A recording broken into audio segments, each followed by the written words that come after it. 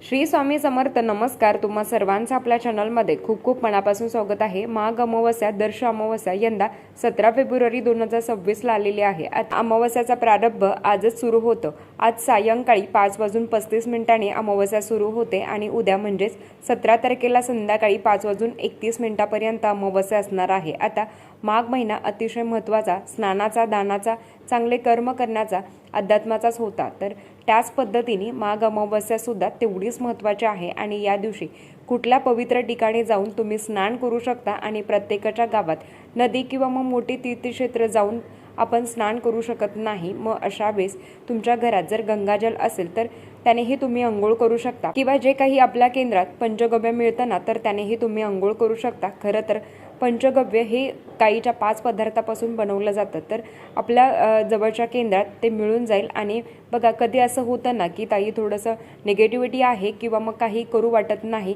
इच्छा होत नाही, तर मग अशा वेळेस आपले जे काही पंचगव्य आहे ना, कारण हिंदू धर्मामध्ये गाईला अनन्यसाधारण महत्त्व आहे आणि त्याच पंचगव्याचा वापर करून आपल्या पण आयुष्यामधील काही नकारात्मकता असेल, काही असेल तर ती घालवण्यासाठी पंचगव्य खूप महत्त्वाचं काम करतं.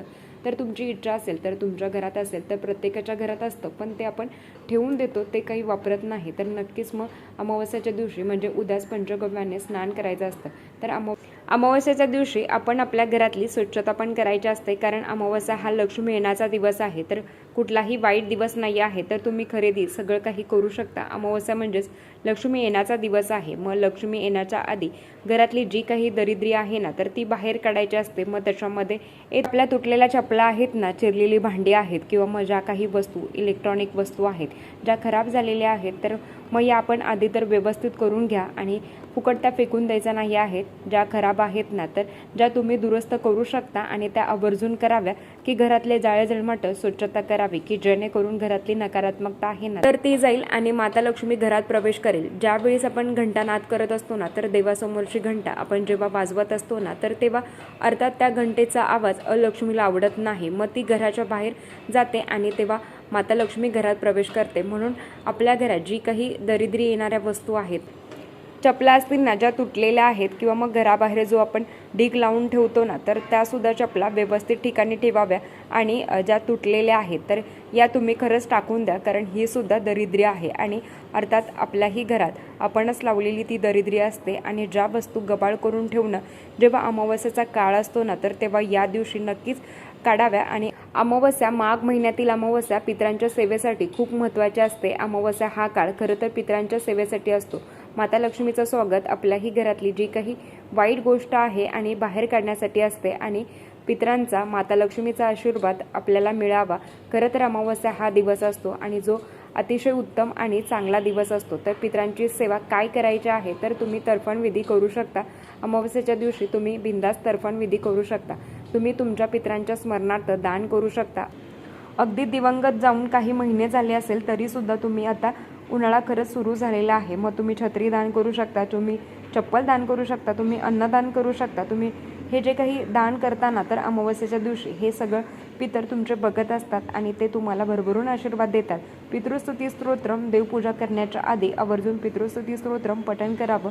पिंपळाच्या झाडाला तुम्ही जल अर्पण करून दक्षिण दिशेला दिवा लावायचा आहे आणि ओम पितृदेवताय नमः किंवा मग ओम नमो भगवते वासुदेवाय नमः या मंत्राचा मंत्र जप करायचा आहे. आणि एक तुम्हाला तांत्रिक उपाय सांगणार आहे. पिवळी मोहरी, ही जी मोहरी आहे ना तर पिवळ्या कलरची, ती तांत्रिक उपाय करण्यासाठी वापरली जाते. आता तांत्रिक उपाय म्हणजे काय, की कोणाचं वाईट करायचं का तर नाही, तर आपल्याला आपल्या वास्तूत नकारात्मकता, घरात काही करणीबाधा असेल, घरात काही कटकटी होत असेल तर त्याच्यासाठी हा उपाय आहे. इतका शीघ्र उपाय आहे ना तर इतका फलदायी हा उपाय आहे ना. तुम्ही एकदा जरी एक अमावस्या जरी केला ना तरी बघा किती घरात वातावरण किती बदलत आहे. आणि आपण खूप कष्टाने घर घेतो, महिला आपण खूप काही उपाय करत असतो, सेवा करत असतो, तर काहीतरी होतं ना, मग आयुष्यामध्ये अनवॉन्टेड लोक असतात किंवा मग आपल्या घरातली लोक असतात ना जे आपल्याला फिजिकली आणि मेंटली खूप त्रास देत असतात आणि त्याच विचाराने आपण अर्धे होऊन जातो. आणि मग तो मुलगा असेल, मुलगी असेल किंवा मग नवरा असेल,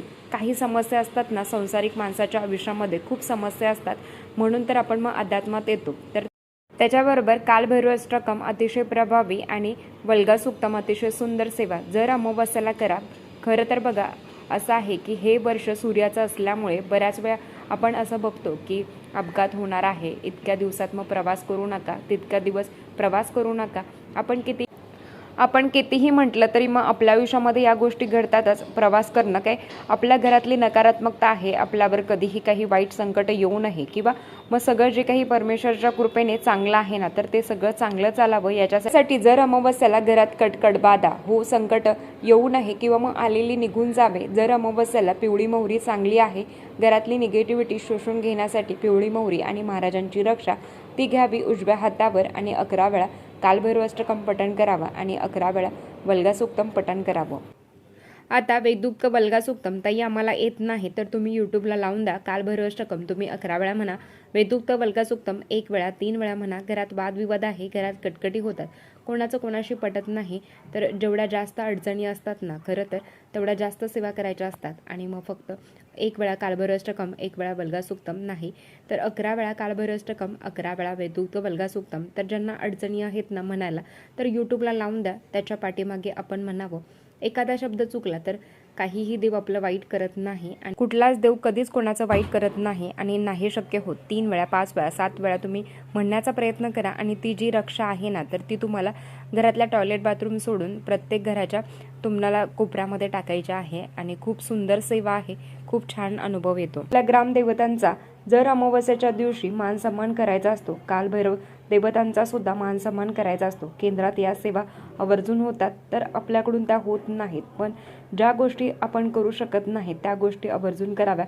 पितरांसाठी यथाशक्ती यथाभक्ती. अगदी आपण आपल्या माहेरचा पण पितृदोष असतो आणि सासरचा पण असतो, आपण दोन्ही पण पितृदोष घेऊन जगत असतो. म्हणून जे तुम्ही दान करताना ते तुमचे सगळे दिवंगत बघत आहेत. त्याच्याबरोबर की आपण देवाची पूजा करणं, आता बऱ्याच वेळा देव स्वच्छ करणं, कधी आपण कोरडी देवपूजा करत असतो, नाही जमत मग आपल्याला तर रोजची देवपूजा करणं, मग अशा वेळेस आपण मग कोरडी देवपूजा करतो. पण अमावस्याच्या दिवशी नक्कीच तुमच्या घरातली व्यवस्थित देवपूजा करायची, स्वच्छ निरंजन सगळ्या गोष्टी स्वच्छ कराव्या आणि छानपैकी तुम्ही देवपूजा करावी. अमावस्या हा दिवस अजिबात वाईट नाही आहे.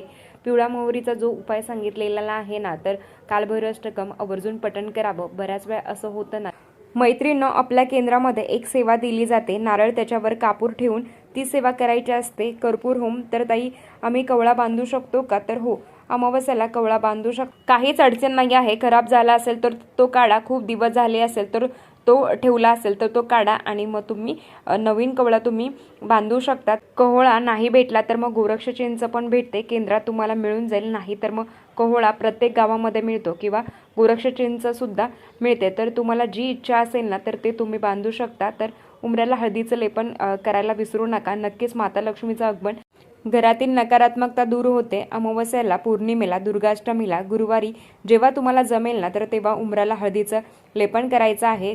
गोमूत्र घरातली नकारात्मकता दूर करते आणि जी काही निगेटिव्हिटी असेल ना तर ती कमी होते. आणि हळद माता लक्ष्मीला खूप जास्त प्रिय आहे. तुमचं भाड्याचं घर आहे, स्वतःचं घर असेल तरी सुद्धा त्याच्यावर तुम्ही हळदीचं लेपन करायचं आहे. काहीच न करण्यापेक्षा जे आहे ना तर तेवढ्यात करण्याचा प्रयत्न करा. तर चला, आजच्यासाठी इतकंच. आजचा व्हिडिओ इथेच थांबवते. आवडला असेल तर लाईक शेअर सबस्क्राईब परत भेटू अशाच व्हिडिओसोबत. तोपर्यंत धन्यवाद. श्री स्वामी समर्थ.